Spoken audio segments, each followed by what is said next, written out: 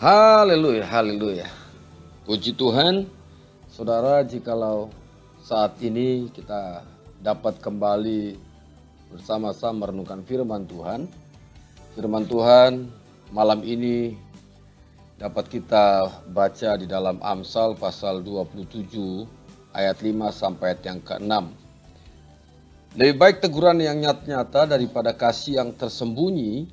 Seorang kawan memukul dengan maksud baik, tetapi seorang lawan mencium secara berlimpah-limpah. Sekali lagi, lebih baik teguran yang nyata-nyata daripada kasih yang tersembunyi. Seorang kawan memukul dengan maksud baik, tetapi seorang lawan mencium secara berlimpah-limpah. Saudara yang dikasihi Tuhan, renungan kita malam hari ini berbicara tentang menegur karena kasih dan membiarkan akan membuat orang terjerumus. Sekali lagi, menegur karena kasih dan membiarkan akan membuat orang terjerumus. Dalam bahasa Batak pernah disebutkan demikian, saudara. Risi-risi hatani jolma, labok-labok hatani begu. Saudara yang dikasihi Tuhan, tentu saja kita tahu bahkan sering kali menerima yang namanya teguran.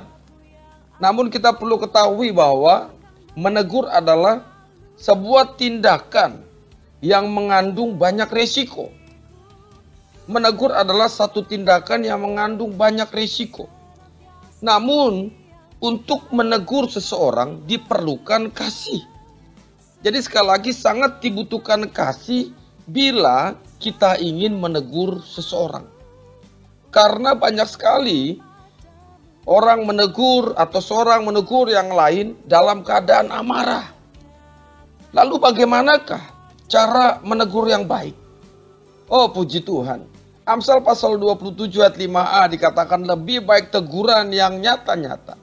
Di sini jelas sekali kita melihat bahwa teguran yang nyata yang perlu kita perhatikan ada yang namanya ketulusan. Tulus ketika menegur orang itu. Jangan sampai ada maksud tersembunyi. Saudara menegur seseorang dengan kasih atau dengan teguran yang nyata ini, maksudnya tegurlah mereka dengan hati yang tulus. Lalu dengan hati yang jujur dan terbuka. Tidak ada kepentingan apapun di balik teguran saudara. Dalam arti kepentingan secara pribadi yang tentunya hanya untuk menyenangkan, memuaskan diri saudara. Jujur, terbuka. Ada satu statement yang pernah saya dengar bahwa dikatakan keterbukaan adalah awal daripada pemulihan. Kalau kita mau terbuka tentu akan dipulihkan. Lalu tegas, saudara. Kita menegur orang. Teguran yang nyata-nyata ini adalah teguran yang tegas, bukan teguran yang keras. Kalau kita perhatikan dalam rumah tangga, jikalau kita sebagai orang tua menegur anak dengan keras, yakin dan percayalah, anakmu akan menjadi anak yang memberontak atau pemberontak. Tetapi ketika engkau sebagai orang tua menegur anakmu dengan tegas, ada prinsip-prinsip firman di dalamnya. Tentu saya yakin dan percaya, anakmu akan menjadi anak yang takut akan Tuhan. Teguran yang tegas, teguran yang berdasarkan firman Tuhan. Lalu teguran yang nyata-nyata ini apalagi? Teguran yang penuh dengan kasih, mengasihi. Saudara, kita tahu teguran yang nyata sama dengan teguran yang dilandasi dengan ketulusan hati. Teguran yang nyata ini adalah teguran yang dilandasi dengan kejujuran, ketegasan, dan juga kasih. Ingat saudaraku yang dikasihi Tuhan, mengasihi bukan berarti kita harus selalu setuju. Mengasihi bukan harus selalu mengiyakan. Mengasihi bukan harus selalu tersenyum manis. Untuk mengasihi ini, tentu saja diperlukan teguran yang dibungkus dengan kejujuran. Yang dibungkus dengan keterus-terangan. Tanpa pura-pura. Amsal pasal 27 ayat 5b. Daripada kasih yang tersembunyi. Kalau tadi kita lihat ayat 5a dikatakan lebih baik teguran yang nyata-nyata. Ayat 5b dikatakan daripada kasih yang tersembunyi. Maksudnya apa? Maksudnya adalah kasih yang tersembunyi, atau daripada kasih yang tersembunyi adalah tidak ada yang namanya kepalsuan. Tidak ada yang namanya kepalsuan. Tidak munafik. Dan tentu saja teguran saudara atau ketika saudara menegur orang lain, menegur anakmu, menegur rekan sekerjamu, menegur anggotamu, menegur karyawanmu, menegur istrimu, tidak boleh membunuh karakter mereka.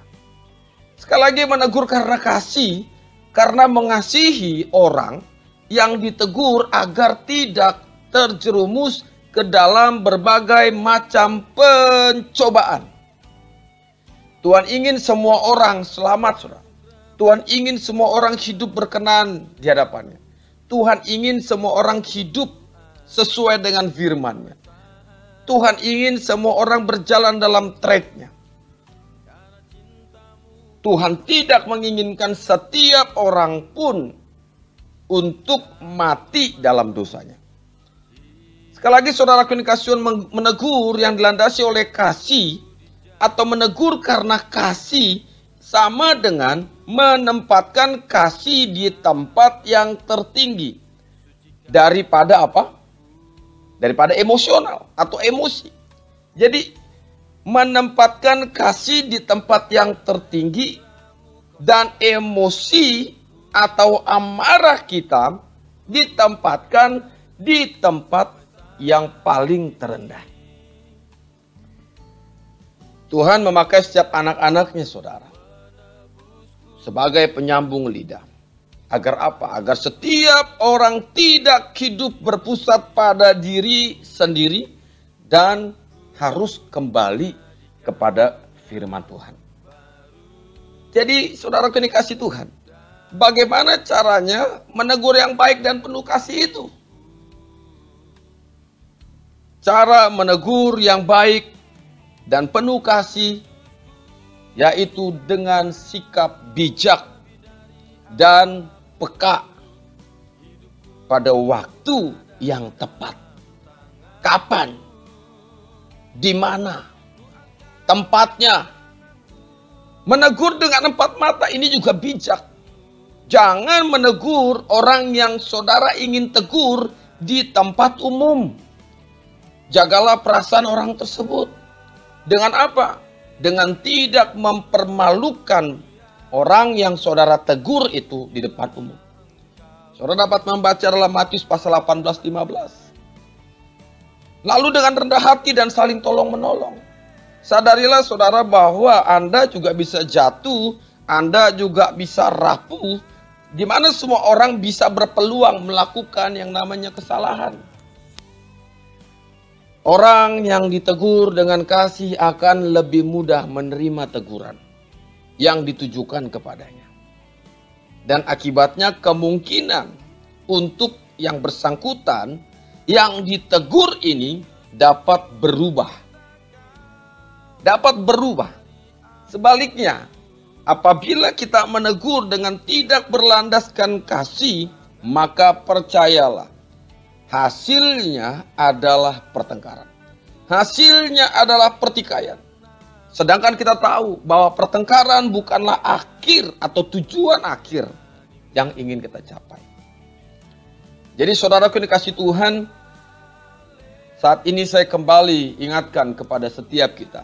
Firman Tuhan mengingatkan kita untuk kita dapat menegur seseorang dengan berlandaskan ketulusan, dengan berlandaskan kejujuran, dengan berlandaskan ketegasan, dengan berlandaskan kasih, bukan dengan kemunafikan, bukan dengan kepalsuan.